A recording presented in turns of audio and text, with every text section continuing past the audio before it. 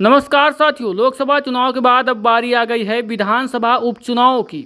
उत्तर प्रदेश में लगभग 10 विधानसभा सीटें ऐसी हैं जहां पर उपचुनाव होना है, जिनकी तैयारियां तेज हो गई हैं। हाल में लोकसभा चुनाव में जिस तरह से नतीजे सामने आए हैं, उसके बाद प्रदेश में तो समाजवादी पार्टी का जलवा कायम दिख रहा है, तो वहीं भारतीय जनता पार्टी फुस होती हुई दिख रही है। जहां कांग्रेस और समाजवादी पार्टी ने दोनों ने मिलकर 43 सीटें हासिल की, तो वहीं जो भारतीय जनता पार्टी कभी 65-62 सीटें जीतती थी, वो समेट कर आ गई है मात्र 35 सीटों पे। तो ऐसे में जब विधानसभा के उपचुनाव होने हैं, तो ऐसे में देखा जाएगा कि आखिरकार कौन सी सीट समाजवादी पार्टी जीतती है और कौन सी भाजपा। तो दोस्तों, आपको हम सीट वार बता देते हैं आखिरकार पिछले परिणाम क्या थे और कौन सी पार्टी कहां पर मजबूत है। पहली सीट है फूलपुर, दूसरी मझवा, तो मीरपुर, मिल्कीपुर, करहल, कुंदरकी, गाजियाबाद, कटेहरी और खैर विधानसभा सीटें हैं। और उसी के अलावा रायबरेली की ऊंचाहार सीट सुर्खियों में है, जहां पर समाजवादी पार्टी के धोखेबाज कहें या बागी कहें, जो मनोज पांडे हैं, उनकी भी सीट पर समाजवादी पार्टी की तलवार नजर आ रही है। क्योंकि उन्होंने जिस तरह से समाजवादी पार्टी को धोखा देकर भारतीय जनता पार्टी का प्रचार प्रसार किया है, तो उनकी भी सीट अब छोड़ने वाली है। हालांकि अभी तक खाली है, ये ऐलान नहीं किया गया है। तो ऐसे में 9 सीटें तो पक्की हैं जहां उपचुनाव होना है, और 10वीं अगर इनकी सदस्यता रद्द करवा देती है समाजवादी पार्टी, तो यहां पर भी होगा। दोस्तों, अब बताते हैं आपको समीकरण। फूलपुर विधानसभा सीट, इस सीट में बीजेपी के प्रवीण पटेल विधायक थे, जो 2024 के लोकसभा चुनाव में सांसद चुने गए हैं। लेकिन प्रवीण पटेल जीतते तो गए, लेकिन अपनी ही विधानसभा में वो कमज़ोर रह गए। यहाँ पर वो 18,000 वोटों से पीछे रहे, जबकि 2022 के चुनाव में वो करीब 3,000 वोटों से जीते थे। पर देख सकते हैं, जो 3,000 से वोटों से जीते थे, वो 18,000 से अपनी ही विधानसभा में पीछे चल रहे हैं। तो ऐसे में ये भी सीट समाजवादी पार्टी के खाते में आ सकती है। और अगली बात करते हैं मझवा विधानसभा सीट की। तो ये सीट मिर्जापुर लोकसभा सीट से आती है। यहाँ एनडीए के सहयोगी अपना दल की नेता अनुप्रिया पटेल ने लोकसभा में जीत दर्ज की है। मझवा विधानसभा से अनुप्रिया पटेल करीब 2,000 वोटों से लीड मिली थी।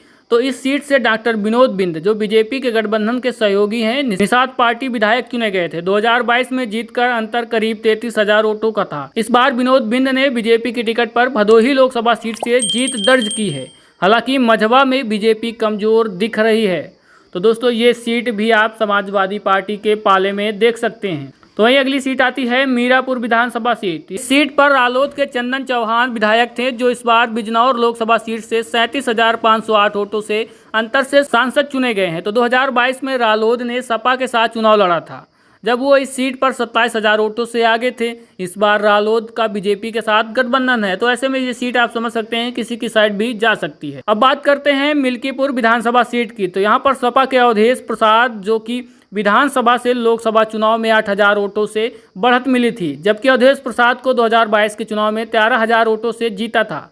अवधेश प्रसाद इस बार फैजाबाद की सीट से सांसद चुने गए हैं। उनकी जीत इसलिए बड़ी है क्योंकि यहाँ पर अयोध्या सीट है और भव्य राम मंदिर यही बनवाया गया है, और भारतीय जनता पार्टी को सबसे बड़ा झटका यहीं से दिया गया है। तो ऐसे में समाजवादी पार्टी यहाँ पर भी अभी मजबूत ही है। और बात करते हैं करहल विधानसभा सीट की। तो लोकसभा चुनाव 2024 में सपा की डिंपल यादव को करहल से 55,000 वोटों की बढ़त मिली थी, जबकि 2022 में अखिलेश यादव ने विधानसभा में 67,000 वोटों से जीत दर्ज की थी। इस सीट में सपा अध्यक्ष अखिलेश यादव विधायक थे, लेकिन कन्नौज से चुनाव जीतने के बाद ये सीट खाली हो गई है। इस सीट पर सपा मजबूत स्थिति में है।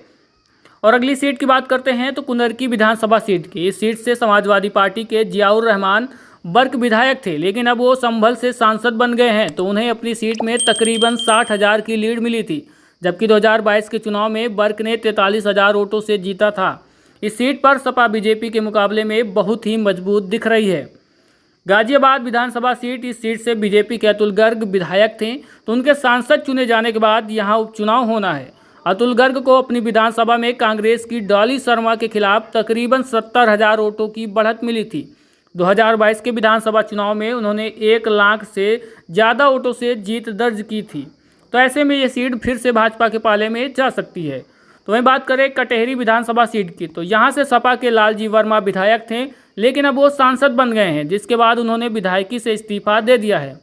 लालजी वर्मा को कटेहरी में 17,000 वोटों की बढ़त मिली थी, जबकि 2022 के विधानसभा चुनाव में 7,000 वोटों से जीता था। तो जाहिर है कि वो अपने क्षेत्र में और मजबूत हुए हैं। उन्होंने बीजेपी के मजबूत प्रत्याशी रितेश पांडे को 1,37,000 वोटों से हराया है।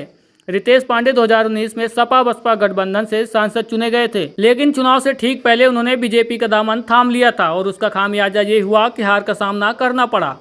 खैर विधानसभा सीट की बात करते हैं। अलीगढ़ की खैर विधानसभा सीट भी बीजेपी विधायक अनूप प्रधान के इस्तीफे के बाद खाली हो गई है। अनूप प्रधान हाथरस से सांसद चुने गए हैं। उन्होंने 2,47,000 वोटों जीत दर्ज की है। तो यहाँ पर भी भारतीय जनता पार्टी टक्कर में दिख रही है। और बात करते हैं ऊंचाहार विधानसभा सीट की, तो इन 9 सीटों के अलावा रायबरेली की ऊंचाहार विधानसभा सीट भी जल्द ही उपचुनाव हो सकते हैं, क्योंकि 2022 में यहाँ से सपा के मनोज पांडे 82,514 वोटों से जीत दर्ज की थी, लेकिन चुनाव के दौरान उन्होंने सपा से इस्तीफा दे दिया और इस सीट पर कांग्रेस के राहुल गांधी के पक्ष में जमकर वोट पड़े। तो राहुल गांधी करीब 82,000 वोटों से आगे रहे। मनोज पांडे के इस्तीफे के बाद ये सीट खाली घोषित अभी नहीं हुई। तो आप साफ तौर पर समझ सकते हैं कि ये भी सीट समाजवादी पार्टी जीत सकती है। जो उनके धोखेबाज विधायक हैं या कुछ भी उनको कहा जाए, उनको बड़ा झटका लग सकता है। तो दोस्तों ये था 10 सीटों का ओपिनियन पोल। आखिरकार कौन सी पार्टी कहां पर मजबूत है? तो आपको क्या लगता है, समाजवादी पार्टी क्या विधानसभा में भी अपना झंडा गाड़ पाएगी? कमेंट में बताइएगा और वीडियो को लाइक शेयर करके चैनल को सब्सक्राइब जरूर कर लीजिएगा।